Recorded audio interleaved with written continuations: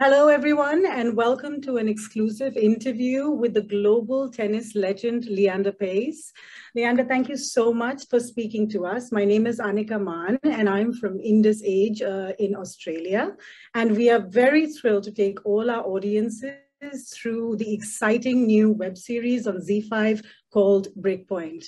Thank you so much for speaking to us. Hi, Anica. Thanks for having me.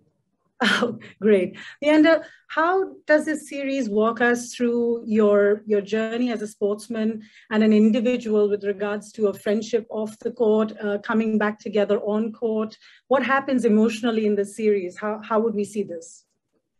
Well, Anica, Breakpoint is about two young Indian boys who, from the age of 15 and 16 respectively, had a dream that we could win Wimbledon. Mm-hmm. And we had a dream that we could be number one in the world. And when I met Mahesh first in Colombo in February of 1990, I watched him hit backhands for about 15 minutes, and I thought it was a pretty good backhand. And when he finished, he came up and I shook his hand and said, "Hi, I'm Leander." And he goes, "I know who you are, I'm Mahesh." And I said, "How do you like to win Wimbledon?" And he burst out laughing. He goes, "You crazy." So I said, "Yeah, I know I'm crazy, but would you like to win Wimbledon or not?" And then it depicts the story of how two young Indian boys travel the whole world, pioneering through the nuances of winning Wimbledon. We did not have a manual, Anica, to tell us that if you did this and this and that, you're going to get to number one in the world. We had to figure it out ourselves. So we bumped into furniture, we made some mistakes, we rubbed each other the wrong way sometimes, we worked tremendously hard and also believed in each other. Just like two brothers, we basically fought, laughed, cracked jokes, annoyed each other, and went and lifted the Wimbledon trophy above our heads 9 years later.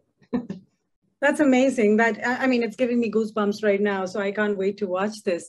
But any specific reason why your choice of a web series rather than a biopic or a documentary film? Good question. I didn't feel that 90 minutes or 120 minutes would do justice to a 20-year story like this.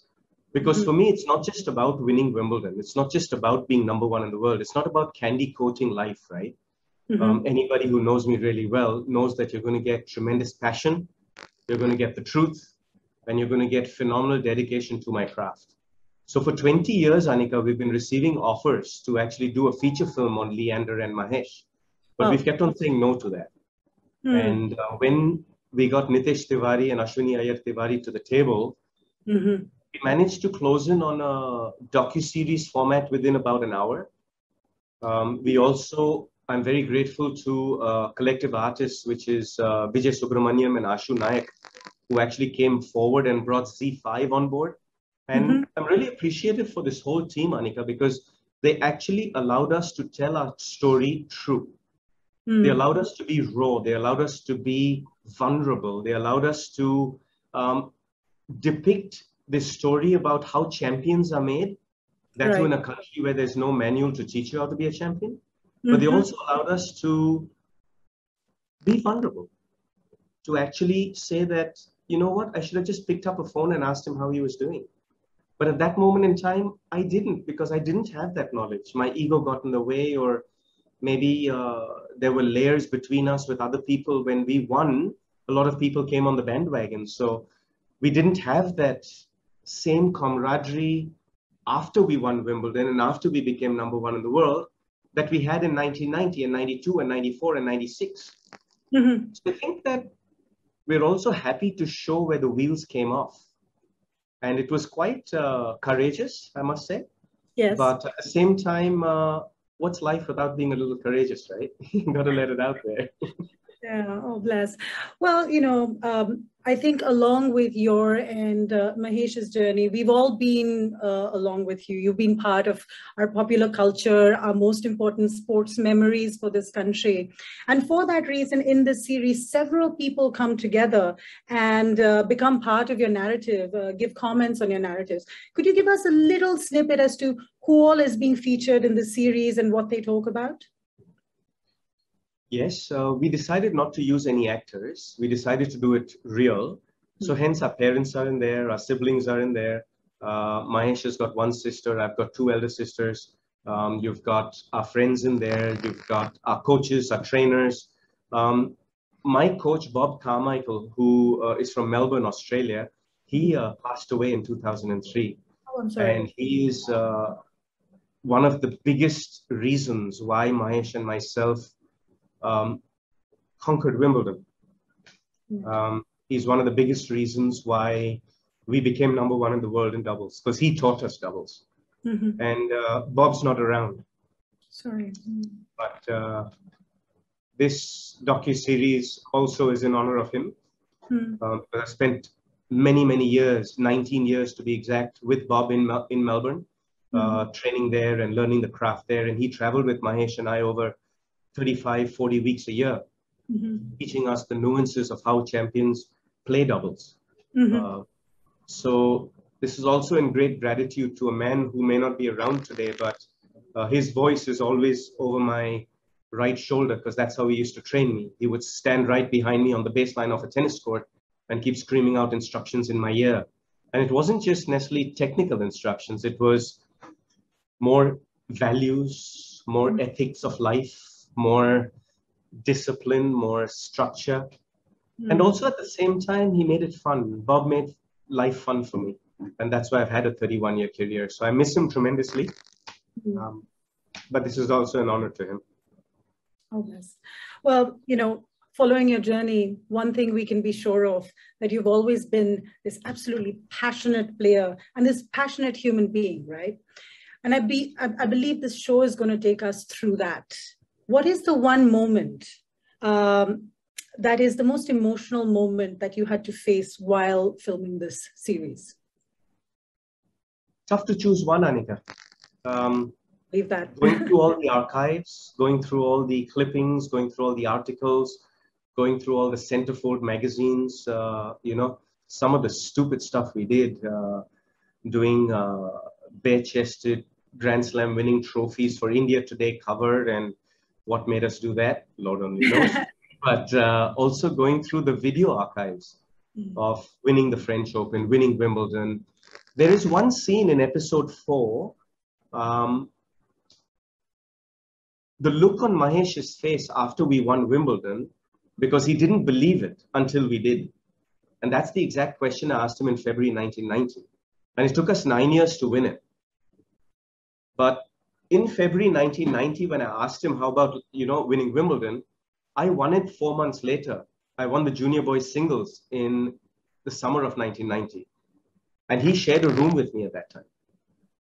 We shared a tray of food at that time. We shared one badge because that's all we could get into. So in that winning Wimbledon together in doubles in 1999 was just so special that it was really phenomenal to see two young Indian boys sit on the left of the umpire's chair, sit in our chairs. And at one point I looked at him and his head was in a towel and he hadn't seen my look. And then as I looked away, he looked at me and I hadn't seen his look. And Mahesh doesn't really speak much. He's not the greatest of communicators. So for me, I relied on his body language to read him. I relied on his eyes to read him. I relied on physical movements of his to read whether he was in a good mood, in a bad mood, whether he cared or he didn't care. And in a time in 2000, after we won Wimbledon, when we actually went our own ways for the first time, I wish I could rely on this archive. I wish I could have seen this then. Because maybe things could have been a bit different. Maybe they could have. And we both take responsibility for our pitfalls. We both take responsibility for the mistakes we made. And that's also human. Champions are vulnerable too. They're humans too. Champions are humans too. That's vulnerable. But, you know, sometimes good writing cannot create the cinema that real life can. And it sounds like that in your case. But I want to talk about something a bit lighter. Me as a young girl, your chest bump, the tour you used to do was legendary, right? We've seen you guys do that chest bump so much, it's etched in our popular culture mind. So do you talk about that in this series? And where did all of that start? Where did you think of that? Well, I think that we lived our lives basically being trendsetters. We wanted to achieve something that no one else had. So we dressed differently, we spoke differently, I traveled the whole world. So we had different experiences as well. So the chest bump came about in Singapore when you're playing the Singapore Open, and we were losing a tough match to two Americans, and I found that our energy was really dropping. And I'm the one who's a little more aggressive, a little more outwardly, shall we call it, at least on the surface. But I ran up towards him to evoke some energy out of him. And instinctively, I just jumped right into his chest and we collided. And when we actually did the chest bump for the first time, we were both so stunned that we won 5 games in a row and won the tournament. We won that final. And our opponents at that time were so stunned that we did something like that, they actually backed off. And sometimes winning is not about forehands and backhands. Winning is done in the mind. So the chest bump was more just a trademark of the Indian Express. And when we played with passion, tough to beat us. Yes, we saw that repeatedly. What was one of the hardest things to reveal or talk about in this docuseries? What was something that you were not prepared for? You'll see it. You'll actually see so many stories within episodes that'll keep you gripped, literally not gripped to that screen. You're not going to be able to leave that screen. It's going to take you over and over and over again. Like, I've watched all the episodes about 5 times now.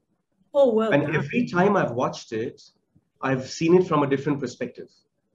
And it is so unique. I mean, our crew has done an unbelievable job. Ashwini and Nitesh and Piyush have done such an amazing job weaving the story of human emotions and also telling how champions are done. And then also telling how when you achieve greatness, the next day you could fall. And then what do you do? As humans, what do you do? As champions, what do you do? And I'm hoping that, Anica, this docuseries will inspire 745 million children who are just in India under the age of 26 and all the children all over the world. That if you have the courage to follow your dreams and if you have tremendous belief in yourself, you can be a champion too in any walk of life.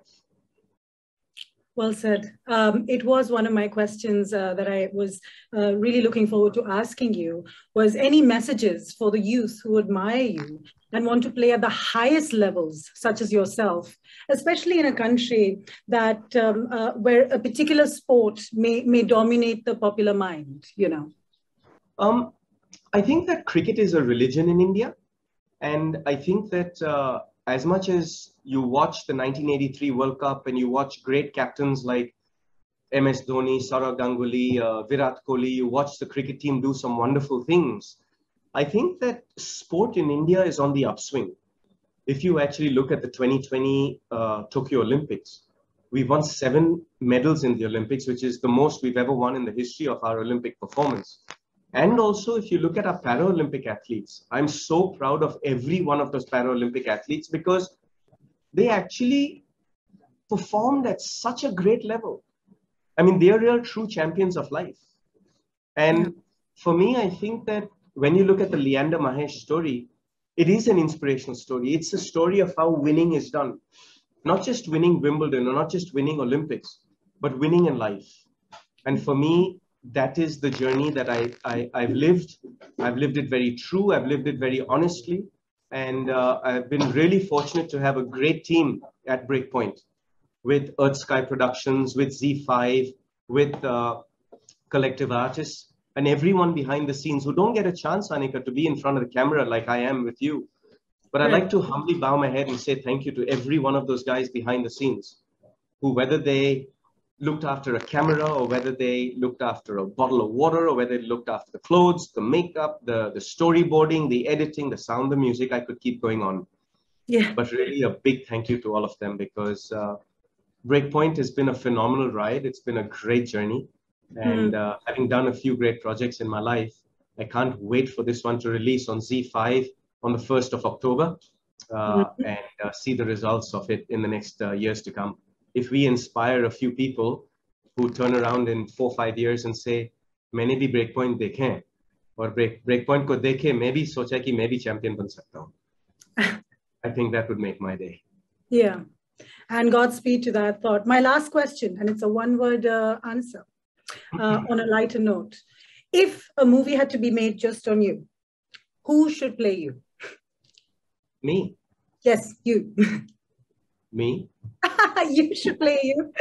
Absolutely. A tennis player becoming a polymath. Thank you so much, Leander, for speaking with us. We are so thrilled and so emboldened by your passion. I have goosebumps and I cannot wait to watch this series. Thank you so much. Thanks, Anica. God bless. Australia's first Indian magazine to have a national reach, Indusage is the largest circulated South Asian magazine in Australia with 5 simultaneous editions, 55,000 copies printed monthly, 220,000 readers, largest network of clients, undisputed leader in community news. Indusage is circulated in Sydney, Melbourne, Adelaide, Brisbane and Perth to over 525 outlets. Grab your copy now to get the latest on the community, news from India, Bollywood, music and much more. For more info, log on to www.indusage.com.au.